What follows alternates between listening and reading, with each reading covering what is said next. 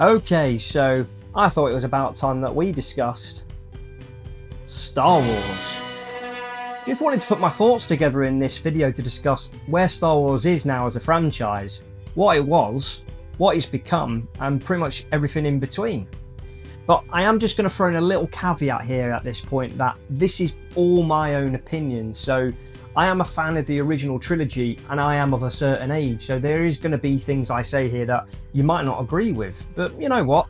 That is absolutely fine. Star Wars is pretty much a subjective topic and there are going to be differences of opinion.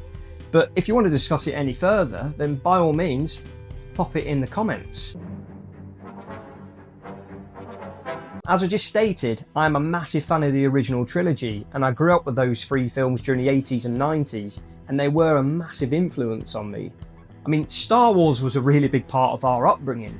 My brothers and I had loads of the toys. In fact, my older brother and I had loads of the original 1980s toys, which I really wish we had never got rid of because they probably would have been worth something by now. And I used to build Star Wars spaceships out of Lego long before Lego Star Wars was even a thing. And one thing that I always wanted whilst I was growing up was a lightsaber. And now I'm 40, I finally got one. I remember my older brother getting the original trilogy VHS box sets for Christmas one year, and that was brilliant because I watched all the films with him. It actually felt like that was my Christmas present too. Don't think he really ever forgave me for that. And this is where I'm going to throw in a little bit of a controversial opinion here, that seeing the original trilogy on the big screen in the cinema in 1997 was absolutely fantastic. I mean, watching those three films on the big screen with all the added scenes and updated special effects was something that will stay with me forever. And to be honest, it never really bothered me that those films were cleaned up with the new visual effects. In fact, I thought the first film really did deserve some updated love. But yeah, I will admit that Lucas did go too far with the constant additions with every single media release. And Han shot first. Yes, I bet you have. End of debate. I don't care. I do feel that the original cinematic version should still be made available in HD, on Blu-ray or even on Disney+, but I don't think that's something that Disney are ever going to do. In fact, I think there was a rumour that when Disney bought Lucasfilm, George Lucas added in a clause that the original versions could never be released on HD, but if I'm wrong about that, please let me know in the comments. Then there were the video games, which I absolutely loved playing on the SNES. The Super Star Wars games were brilliant. Then I moved on to the PlayStation with Rebel Assault 2, which was also brilliant, and another was Jedi Knight 2 Jedi Outcast on the GameCube, which was fantastic. But the one thing that Star Wars did do far better than Star Trek was the video games. The Star Wars video games were leagues above the Star Trek ones, which is something that always kind of disappointed me. I didn't really read many of the books, probably one or maybe two, but I did read the odd comic with friends when I was younger, but this isn't something that I've got an awful lot of knowledge with, which is now the non-canon extended universe. And it's not something that I'm massively familiar with. So there are some characters that have now been brought into the main Disney canon, which were kind of born out of the books that at the time I wasn't really all that aware of. Suffice to say, I absolutely loved Star Wars as I was growing up. It was something that allowed me to open my imagination as a child when playing with my toys or playing with friends. And it was a huge part of pop culture, and seeing the references to Star Wars in shows and other movies was great. I got the references and I felt like I was in on the joke. Who'd have thought Darth Vader was Luke Skywalker's father? Ah, thanks, dude! Checking apes. Are you driving with your eyes open? Are you like using the Force? My name is Darth Vader. I am an extraterrestrial from the planet Vulcan. But as you know, not everything was plain sailing when it came to Star Wars. As I stated earlier, Lucas just couldn't let go with further edits to the original films. I mean, I certainly wasn't a fan of the changes to The Return of the Jedi with things like Jedi Rocks. And getting rid of Yub-Nub is something that I can never forgive. To me, it's obvious why Empire had the least amount of changes. Lucas had an excellent director in Irvin Kershner to bring to life a great script by Lawrence Kasdan, and Lucas could afford to step back knowing that his franchise was in good hands. Lucas is a very shrewd businessman. Betting on the merchandising to be the real moneymaker was a thing of absolute genius by Lucas. I respect the fact that he didn't want Star Wars to fall under the studio system, and he wanted to retain full rights to his franchise. But this meant that he had to do an awful lot of self-financing. It's a bold strategy, Cotton. Let's see if it pays off for him. He bet the whole farm on Star Wars, and it paid off, literally. The fact that ILM and Skywalker Sound were companies that came out of that first film, which is stuff of legend, and may not have happened without Lucas.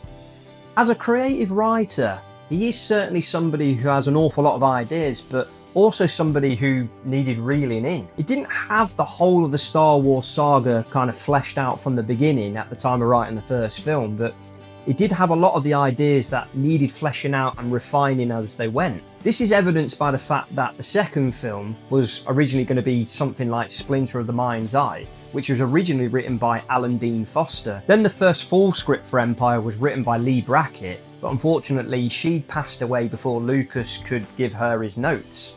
I don't believe that any story elements from that first script by Lee Brackett ended up in the finished film, but Lucas still gave her a story credit, and he made sure that all of her salary was paid to her family after she passed away. There's further evidence that Vader wasn't Luke's father until way into pre-production of Empire. The certain point of view line from the Return of the Jedi, a certain point of view, was a way of retconning Obi-Wan's lines from the original film. A young Jedi named Darth Vader helped the Empire hunt down and destroy the Jedi Knights. He betrayed and murdered your father. You told me Vader betrayed and murdered my father. He ceased to be Anakin Skywalker and became Darth Vader. The good man who was your father was destroyed. So what I told you was true, from a certain point of view. And it is known that A New Hope, or just simply Star Wars as it was known then, was a little bit of a mess and pretty much did get saved during the editing process by Lucas's then wife, who helped to focus the story. The stunning music by John Williams just added an extra layer of brilliance. Then came Empire Strikes Back, which was helmed by more of a collaborative team, with Lucas taking a bit of a back step. During the making of The Return of the Jedi, there were signs that Lucas's meddling had really started to surface. He was constantly at loggerheads with director Richard Marquand to the point where he was taking over production. And I believe there were rumours that Lucas was actually directing scenes himself, but if I'm wrong about that, then please let me know. The point I'm trying to make here is that Lucas needed strong people around him to just hold him back and stop him from overdoing things, and to help focus story elements. People that didn't really exist during the making of the prequels. I may have gone too far in a few places. And don't worry, we'll get there very soon. But then jumping ahead to October 2012, Disney bought Lucasfilm for a staggering $4.05 billion, and with it came New Hope. Yeah, we were going to get new Star Wars films and a continuation of the main story. And for me, I actually thought it started really well. The Force Awakens was a decent, fun film. I know it's got its critics now for obvious reasons, but at the time, people loved it. It made an awful lot of money. Yeah, to be fair, it was a remake of A New Hope, and they really did play it safe with that film, but I actually thought it was a really good start to this new trilogy. It was a film that was tailor-made for J.J. Abrams, who had an awful lot of success with rebooting Star Trek in the mould of Star Wars. Yeah, it was really similar in parts to A New Hope. As I said, it was pretty much a remake. And that is a point that really does get people's backs up today, when it really wasn't an issue when it was released at the time. Well, it probably wasn't an issue until The Last Jedi came out, but that's how I remember it anyway. But before The Last Jedi, we got Rogue One. And this was a film that really does get a mixed response. You know, I can understand that, but personally, I thought it was brilliant. I absolutely loved Rogue One, and I still enjoy it now. This is still one of the best films produced by Disney Lucasfilm. But thinking about that, it's not really a high bar really, is it? I did like how it filled in a plot hole and led straight into the first film. And that Vader hallway scene was absolutely epic. But here is where we started to get those rumblings of studio interference. Director Gareth Edwards, who previously directed the rebooted Godzilla film and a really good indie sci-fi film called Monsters, which is well worth your time if you haven't seen it, started to get pushed to one side during the production. And I think it would have been really interesting to see what his original version of that film would have been. I know there's been quite a lot said with the trailers and this, that and the other, but I actually do want to see what his original version was like. But that said, I was really happy with how Rogue One turned out in the end, and it is a really good companion piece to that original trilogy. At this point, it was 2 for 2, and it looked like things had started really well under the Disney Lucasfilm banner. But then came The Last Jedi, when things really did start to take a downturn. Right, I've got to admit that I did actually enjoy that film the first time I saw it in cinema. I mean, I like that Rey was a nobody who was going to rise up from nowhere, someone with no major heritage linked to the original trilogy. But look how that turned out. But with every future viewing, I did like the film less and less each time. I've got to say, some of the decisions made by Rian Johnson were just absolutely baffling. Luke's characterisation was just something that fans of the original trilogy didn't want to see, me included. Luke had been through the hero's journey, and then he became a Jedi, he turned Vader back from the dark side to the light, and then Vader defeated the Emperor. But what we got was Herman Toothrot on Monkey Island. Did you come in that? You're braver than you look. Oh boy! And then there was this whole Canto Bight subplot which went absolutely nowhere. I think this was only written into the film to give Finn's character something to do and to add in some animal rights messaging. And don't get me wrong, animal cruelty is something that I do not agree with in any way, shape or form. I mean, I'm a dog lover after all, but it just felt like a really misplaced and out of context message in this film. When I watched The Last Jedi again, I did actually think that they stole the plot from Battlestar Galactica. The First Order chasing down the Resistance fleet did actually feel like the Cylons chasing down the Colonial fleet. Very original, Ryan. Well done. And then the subplot between Poe Dameron and Ellie Sattler was just a little bit pointless as well. All she had to do was tell him the plan and then just get on with things. Mr. Hammond, I think we're back in business. And then there was the Force-projected Luke who dies because he used too much Force. What, did his health bar just completely run out? Baffling, I just don't get it, whatever. I mean, the way the film turned out, it made it very difficult to follow it up. It actually felt like a final act to a trilogy, but ended really, really poorly. I mean, it was obvious at this point that there was no plan going into this trilogy. Kathleen Kennedy just brought directors in to just go off and make a film and then they'll piece it all together whenever they could. And it didn't really work. It should have been a bit more like the MCU during the Infinity Saga, which was all mapped out with a start, a middle and an end. And then Colin Trevorrow was due to direct the third film, Duel of Fates I think it was called, but he was axed and then somehow JJ returned. There has been some concept art and I think maybe a version of the script of Trevorrow's final film made available online, but it certainly looked interesting. Would it have been better than what we ultimately got? Probably. I mean, what we ultimately got was garbage. That is one big pile of shit. And Kennedy, well, she's no stranger to sacking off directors. After all, she had meddled with Rogue One and then sacked Lord and Miller from the Solo movie because they weren't making the film that they were tasked to make. Which, I suppose you could argue that if you're not doing the job that you're employed to do, and, you know, what do you expect? But they are filmmakers of a certain kind, and you have to kind of let them get on with what they're best at doing. Agree or disagree, but Solo just wasn't great, despite bringing in Ron Howard, who is a great director. Again, it was just pointless and didn't really offer anything new within the Star Wars universe, and then just brought an end to the Star Wars story films, so there was nothing really gained there. Then there was a shift away from the movies to television series. Prior to the rise of Palpatine, the Rise of Skywalker, we got the first season of The Mandalorian. This was long rumoured to be a Boba Fett movie to be helmed by James Mangold, or James Marigold as Sean likes to call him. But up stepped Jon Favreau, who helmed the first 2 Iron Man movies, as well as Elf.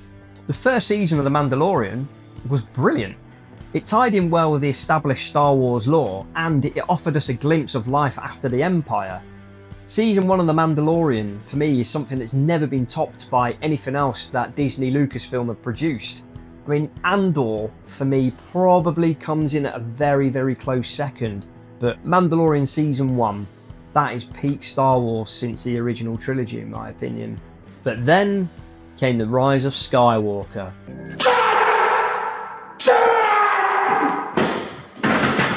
And it confirms the worst. Somehow JJ returned. Yeah. The whole film just went out of its way to retcon The Last Jedi without even trying to build upon it. The creativeness of the film series had well and truly faded by this point, and it just felt like a big budget fan film that just wasn't really any good. And that's that for Disney Star Wars films at the time of recording this video. I mean, we're going to get a Rey movie at some point next year, which I'm well excited about. And it is here where I really did begin to lose faith in Star Wars under Kathleen Kennedy's and Disney's stewardship. But at least we had a second series of The Mandalorian to look forward to, which was pretty good for the most part, but it just served as a backdoor pilot for other series such as The Book of Boba Fett and Ahsoka, and the CGI for a young Luke Skywalker. Ooh, that didn't look good at all. Damn! I thought The Book of Boba Fett was okay, but when one full episode is dedicated purely to The Mandalorian, which was a good episode of The Mandalorian by the way, you know something isn't quite right when you have to watch an episode of one series to know what's going to happen for an upcoming series later on, which kind of doesn't really have anything to do with this series. I mean, what are they thinking? It just felt like oversaturation was really starting to kick in. And my opinion is that The Mandalorian, it shouldn't have anything to do with the Skywalker saga, as it just makes the whole galaxy seem so small. I mean, it would have been so much better if Din Djarin's adventures were completely standalone, exploring parts of the Star Wars universe that we just hadn't seen before. But they just can't help themselves, can they? And it all has to be about the member berries. And then I thought that the old school Star Wars fans and fans of the prequels were finally going to get something to whet their appetites with the Obi-Wan series. A series where Obi-Wan isn't even the main character. The Obi-Wan series created more plot holes than it actually solved. And then you've got Flea chasing a child Leia through the volume, which isn't obviously big enough to be able to run properly. It was pointless and it gave us absolutely nothing new. Oh, here's Darth Vader, played by Hayden Christensen. Hooray! I guess it was supposed to be for the older fans, but it just completely missed the mark. And as I've just said, oversaturation, it had become a big part of Star Wars, and this was its biggest problem. But then we did get Andor. This is a series that nobody wanted, but didn't realise that we needed in the end. Andor was excellent. Simple as. I thought it was thought-provoking, exciting, and it did give us something a little bit different. Seeing the darker side to the pre-Rebel Alliance was actually really good. Andor was a character that I didn't actually feel needed a series because you already know how it's going to end for him, so the stakes for that character are pretty much non-existent. But there were stakes for the supporting characters that we hadn't actually seen before. I actually do think that Andor is evidence that Disney Lucasfilm can produce good content, but it does feel like it's a little bit too few and far between. It's a little bit like a roller coaster where there are sharp turns and deep falls, and Ahsoka, that was a deep fall. Ahsoka was pretty much a sequel to the Star Wars Rebels series, but you needed to have seen that series to really understand what was going on in Ahsoka. And Ahsoka was actually set up in an episode of The Mandalorian, and I felt like it wasted the talents of really good actors in Rosario Dawson and the late Ray Stevenson. It was boring, pointless, and I really didn't connect with it. I mean, you can get stabbed by a lightsaber in that series and you can get over it in no time. Stupid! And Grand Admiral Thrawn, well, he turned out to be not such a great tactician at all, didn't he? Turned out to be a bit of a bellend. And then here is where I start to talk about the Acolyte. To summarise this series, there are some good ideas here, like having a different interpretation of the Force, which that's more than conceivable that people with different beliefs will have a different understanding of something such as the Force. But these good ideas are just simply executed poorly, with lazy writing by people that simply just don't understand the concepts by George Lucas, which were established in the original trilogy. The power of one, the power of two, the power of love. I don't feel like his ideas were ever really built upon, more like moved to one side in favour of this idea. What should have been suspenseful moments just didn't feel like that, and I just couldn't connect with the story nor with the characters. I know I keep saying this, but it offers absolutely nothing new to the Star Wars universe.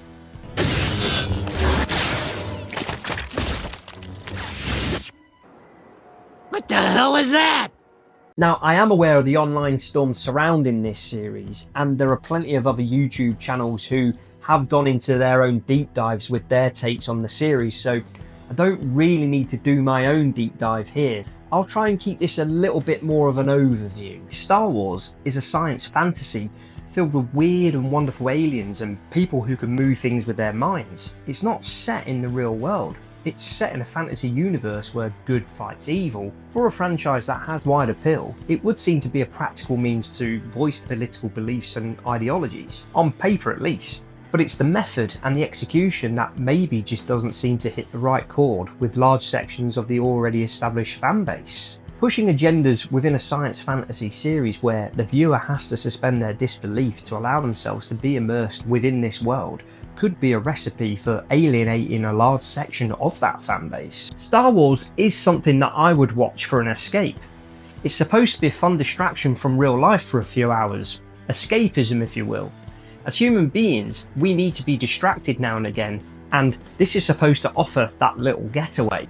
There were many other issues with the Acolyte, which I felt really hurt the series. Honestly feels like it was written by AI, it just felt lazy. With the exception of Lee Jung-jae, it is a pretty poorly acted series. That could also be down to the writing and the direction, but everybody just seems to be disinterested. And then there's the series lead, Amandla Stenberg, who she's just really wooden in this series. Just going back to the writing for a moment, but when you have lines like, "A Jedi doesn't pull her weapon unless prepared to kill," that to me just doesn't make any sense. Later in the episode, one of the Jedi gets his lightsaber out to use as a torch. And then there's the fire in outer space. Yeah, I mean, that's got an awful lot of stick online, and I think you probably could argue that that does happen a little bit in Star Wars, but yeah, that is pretty daft to be fair. They also just seem to add force powers that weren't even previously established, like reading minds and wiping them, purely because the plot needs that to happen. Again, it's just lazy writing. Just use the Force, or the Thread, or the Schwartz. May the Schwartz be with you! Though I do think that it is impressive that Lee Jung-jae learned enough English to play his role, because he clearly wanted to be in this series, and I really hope they paid him well for it. He is a real standout in the series, but to be fair, it's not really a high bar set by anybody else. The usually excellent Carrie-Anne Moss also seems a little bit bored. It's almost like she said, "Yeah, I'll be in it, but can you just kill me off in the first scene please, and I can just get my money and go." And they had to have a Matrix style fight because Trinity and all that. Okay, so this is where I'm probably going to need a little bit of help, but the series is set 100 years before the prequels, but the aesthetics and the technology make it look like it was set at the same time. Surely for a setting of 100 years in the past from an established time, it should be a little bit more primitive with less evolved technology, yet it all looks the same. It doesn't seem like there's been progress made from that point all the way up to the prequels. Was this something that was addressed in a comic or a novel at some point? I never played Knights of the Old Republic, and I think that game was set a couple of thousand years before the prequels, but the aesthetics again don't look too different, so maybe I'm just nitpicking here. The point I'm trying to make here is that I felt that they could have done something a little bit different with this. They could have introduced something a little bit more primitive, but they even had to have the same sound effects for escape pods as what we heard in A New Hope.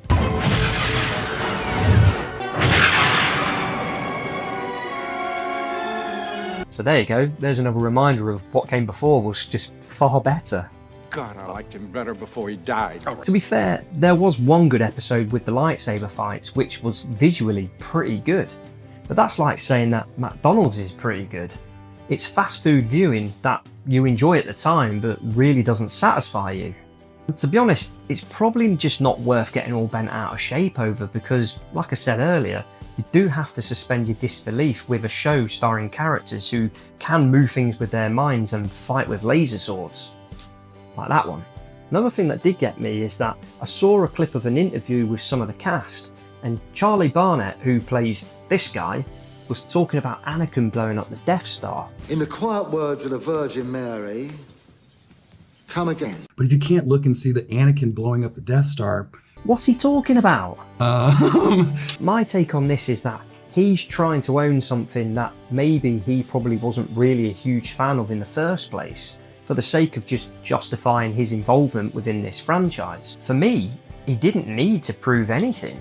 There have been plenty of people who have had a big impact with their involvement with franchises in the past and knew very little about them beforehand. Case in point was Nicholas Meyer, who wasn't a fan of Star Trek and knew very little about it before taking the job of director of The Wrath of Khan and reworking the script.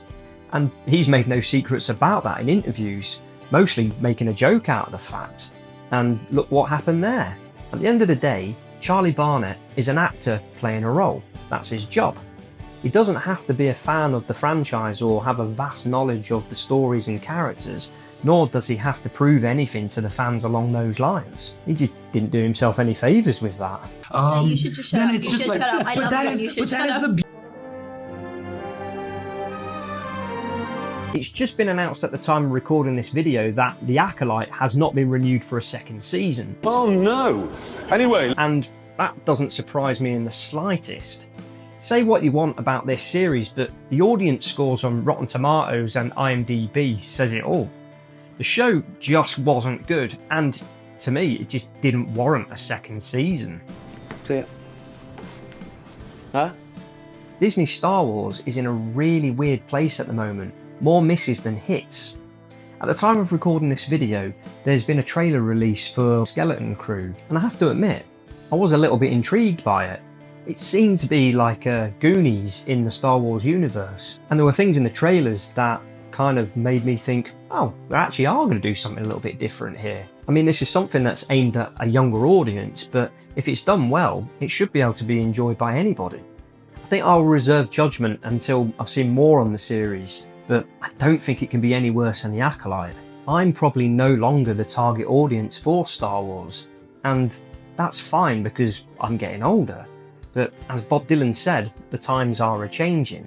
But I do feel like the people at the top don't quite understand their audience. Good writing, engaging stories, and entertainment should always be primary. But that said, it wasn't always sunshine and roses for Star Wars before Disney obtained Lucasfilm. In 1999, we got The Phantom Menace, and although I enjoyed the lightsaber fight at the end, I thought it was so boring. It just wasn't the Star Wars that I'd grown up with. I remember my dad falling asleep in the cinema when he took myself and my younger brother to go see it. The film itself is just pointless in the grand scheme of things. And hear me out on this. For me, the prequels should have started with Anakin as a young Jedi. No big backstory required, just your typical Jedi who left home and was trained by Obi-Wan. Then the Clone Wars happened, he was seduced by the dark side and not only helped destroy the Jedi, but helped Palpatine rise to power. He should have had a wife who was also a Jedi, none of this no loved ones and no relationship bullshit. She would have been killed after giving birth to Luke and Leia, who were then hidden away. But that's just my own opinion of how the prequels should have gone down. The Attack of the Clones was utter dog shit. And you know what? I don't like sand. I like sand. Oh yeah, I'm a big fan of this. Revenge of the Sith was the best of a bad bunch. That's just like saying that the shit I took yesterday was better than the shit I took the day before. Then you get the characters of the prequels. Obi-Wan is a good character, excellently played by Ewan McGregor. Hello there. But Qui-Gon, he just wasn't really needed. That should have just been Obi-Wan. Darth Maul was wasted and then killed off at the end of the first film, even though he came back later anyway. No one's ever really gone. But he should have carried on throughout the trilogy being pretty much the main villain. Count Dooku, he was wasted and killed off at the start of the third film, but he wasn't really needed because it should have just been Darth Maul to carry on through those 3 films. Then you had Padme, played by Natalie Portman, who wasn't a really well written character, and then Yoda was just Yoda. And then you had Samuel L. Jackson as Mace Windu, who, by the way, was the main character in Lucas's original story outline, I might add. But again, he was hugely wasted and then killed off. Anakin's rise and fall just also didn't work for me. Anakin was played by Jake Lloyd in The Phantom Menace, the same Jake Lloyd from Jingle All the Way, by the way, and as a character, he was pretty annoying. Are you an angel? What? Then you got the teenage Anakin, played by Hayden Christensen. He was moany, immature, and just a little bit creepy in Attack of the Clones. He was a little bit better in Revenge of the Sith, but he was coming off the back of that previous film, so I went into this film not really liking his character. But I guess you're not really supposed to like his character because he becomes Darth Vader. I mean, he is supposed to be a tragic character, but the only thing tragic was the dialogue. It has been said that Hayden Christensen did the best he could with the material that he had, and I would agree with that. George Lucas just wasn't the best at writing dialogue, and this was something that was even evident in A New Hope. I mean, Harrison Ford famously joked to Lucas that you can type this shit, but you can't say it. I mean, that says it all. And don't get me started on Jar Jar Binks. That character was just infuriating. Jar Jar is a key to all this, because he's a funnier character than we've ever had in any of the movies before. Oh, love me? Pathetic. And it is no wonder that his character was scaled down in the second and third films, because he was just shit. But then you had Ian McDiarmid as Palpatine, who was just brilliant. Now, this is my opinion about how the prequel should have gone down. The first film sets up Anakin as a young Padawan to Obi-Wan. The characters are established. The Clone Wars would start during the course of the first film. In the second film, Anakin struggles to control his power and is seduced to the dark side by Palpatine by the end of the film. So this film deals with Anakin's internal struggles during the Clone Wars. The cliffhanger is Anakin's turn, becoming Darth Vader.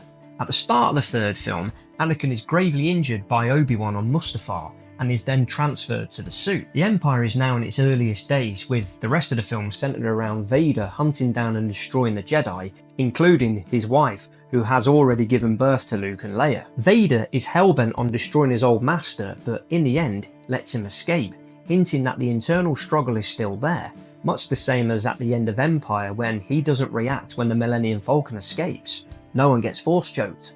There's still some good in him. It ends with Luke and Leia being hidden away, setting up the original trilogy, much as it did in the finished film. But what do I know? I absolutely hated those first 2 prequel films. He doesn't like you. I'm sorry.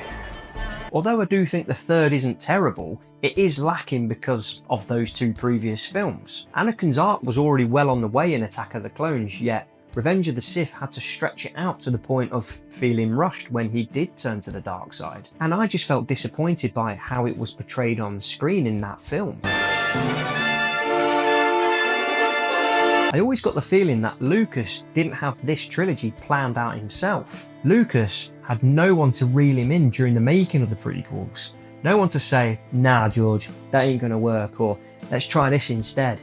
Watching the making of The Phantom Menace, he did seem to surround himself with yes men, people who would ultimately tell him what he wanted to hear. Although I do think Lucas is a visionary, he's more businessman than filmmaker. The point I'm trying to make here is that Star Wars as a franchise has always had its ups and its downs. The more content that you have, the more likely the chance that you'll have hits and misses. From the very beginning, you have a hit with A New Hope. Then you have the awful holiday special, which Lucas was that embarrassed with he tried to hide it from existence by banning all home media releases. Then you had the hits with Empire Strikes Back and Return of the Jedi, and misses with the Endor TV films, which I don't actually think are canon anymore. Holy Jesus. What I also remember there was a couple of cartoons for Ewoks and droids, and don't really remember them being very good either. And not all of the games were hits. There are some really bad Star Wars games out there. I mean, it's probably not fair for me to mention the Atari games because they are primitive and a product of their time, although I probably could mention that terrible Jedi Arena game. But Star Wars Battle for Naboo on PC was an absolute shocker, as was that Masters of Terras Cassie or whatever it was called, and all of the gimmick games like Star Wars Connect and Angry Birds and that dancing one. I think that might have been Connect as well, but like I say, not everything was a hit. Again, oversaturation and slapping together something just because it's got Star Wars on it. The brand itself sells, and consumers, like myself, well, will consume. Because of the poor quality of Disney Star Wars, with the few exceptions like The Mandalorian Season 1 and Andor, there are people who look back at the prequels through rose-tinted glasses. Just because something that came out later isn't good, it doesn't mean that what was bad before is now good. It's still bad. Neither trilogy is any good. Revenge of the Sith being the best of all 6, but like I said, the bar really wasn't set very high here. But I tell you what, I would actually prefer to go watch the Plinkett reviews of all 6 films instead. So that says something. What's wrong with your face? But to close out this video, where Star Wars is concerned, nothing comes close to that original trilogy. Yeah, there have been some highlights such as a lot of the Clone Wars and Rebels animated series. Rogue One was really good, The Mandalorian Season 1 was great, and some of Season 2, as well as Andor. But the flip side is that we have the poor prequel and sequel trilogies, and the rest of the series produced by Disney Lucasfilm. Star Wars should be a franchise that should be rich with ideas and content, yet seldom does it seem to strike those chords without being dragged back down. George Lucas famously went up against the studio system and he won. But did Lucasfilm and Star Wars become the very thing that he fought so hard against? Most definitely, in my opinion. I do think that there is too much content and that the people at the top just don't know their audience fully, and they just can't seem to strike that balance. But whatever the outcome, I just don't have too much faith in the immediate future of this franchise, but I will always have the original trilogy. I am more than happy to be proven wrong though, and who knows, we might see another series as good as Andor and the first season of The Mandalorian. I really do feel that new shows and films could benefit from moving away from the established lore. I would love to see something new. Yes, there does need to be some familiarity, but we don't always need Rebels versus Empire all the time. We don't always need Jedi versus Sith. Familiar my lightsaber's gone out. Familiar sets and droids and ships are always shoehorned in. Does it always have to be set on the same planets across the universe? Andor did try to expand upon this, even showing how the Empire operates at different levels, which was great. And I guess you cannot veer too far from the track, otherwise it may as well be something completely different and no reason to call it Star Wars. But it is a big universe and they should try and expand upon it. Introduce new aesthetics against the backdrop of the established. I'll just go back to The Mandalorian for a moment because I love the idea of a series based solely on the adventures of a bounty hunter having adventures that don't cross over with the main narrative, until they did. Oh look, here's Luke. Oh look, it's Boba Fett. Make the universe bigger, not smaller, and just get creative with it. Anyway, for what it's worth, that's my take on Star Wars. I've been Colm from the Critical Cinema Club, and a huge thank you for watching. Take care. Apology accepted, Captain Nida.